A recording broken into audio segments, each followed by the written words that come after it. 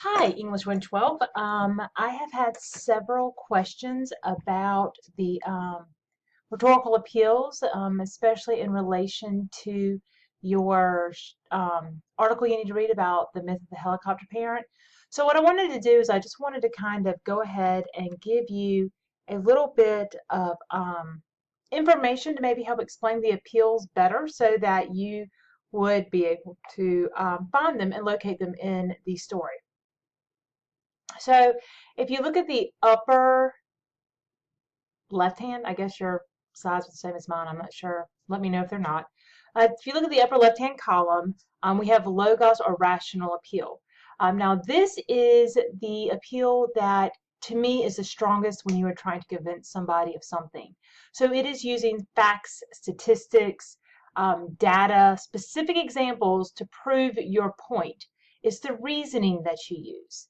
To me, that makes a much more convincing article if you can tell me that, 400 out of 600, people studied stated that they found these results. Well, I might take that medicine a little bit more carefully, or look at the data a little bit more. So logos are the rational appeal. It is where you have your strongest, I think, argument because you have proof and data. The next, on the right-hand side, is the pathos, which is your emotional appeal. Now, this one is the one that tugs at your heartstrings. It tells you a sweet story, or it tells you a shocking story that makes you horrified, or it tells you a sad story and you're sitting there crying and you want to just help somebody do something. Emotional appeals are great. Authors need to be careful when they are using emotional appeals because if you don't have the rational to back up the emotional, then your argument sounds more like, oh, this is just my story. This doesn't happen to other people. So you want to make sure you have a balance. And that if you do use a lot of emotional appeals, um, you know, that you've got the logos, the rational appeal to back it up. Dr. Martin Luther King's, if any of you have ever read his letter from the Birmingham jail. He uses emotional appeal very well because he uses his children in his emotional appeal and why they can't go to Funtown.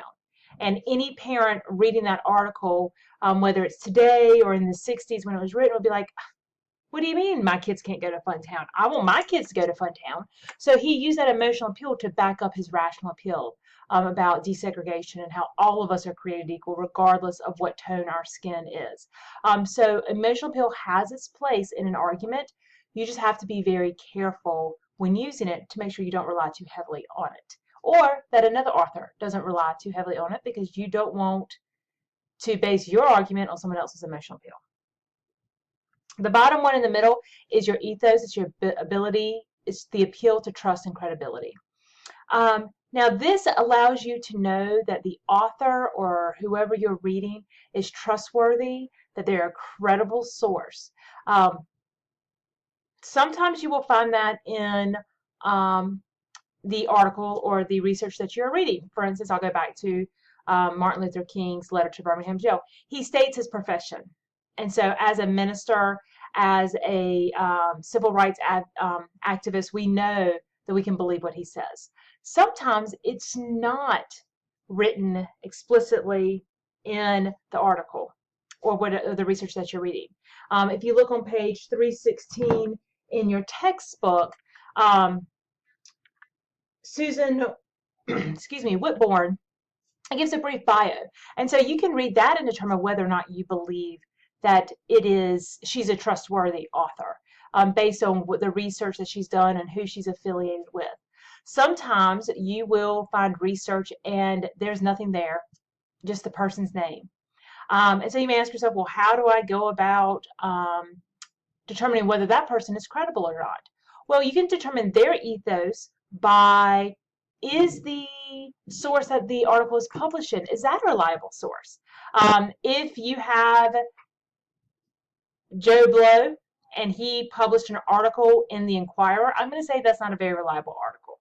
All right, but if the same author, Joe Blow, published an article in the Journal of Communications, well, you know, his article would be a lot more credible because the source that it was found in was credible. And so that helps you determine the ethos. You live in a fantastic world today where you can Google anybody's name and come up with some information. And so that's one thing that you could do. You could, if you're debating about whether an author or a source is credible, do not hesitate to jump onto Google and type in his name or her name and figure out that where they are and what they're located, and that'll really help you to determine the appeals. Why is it important for you to acknowledge the 3 rhetorical appeals when you are doing research? It is very important because you want to make sure that the information you provide in your own papers comes from credible, reliable sources, and then the information that they provide you is good and it's accurate information. And so that's why you need to look at these 3 things. When you're writing, you want someone to believe you. So you want to use facts and statistics to help prove your point. You want to tug at the heartstrings a little bit, and you want to create an air of credibility and trustworthiness from your reader.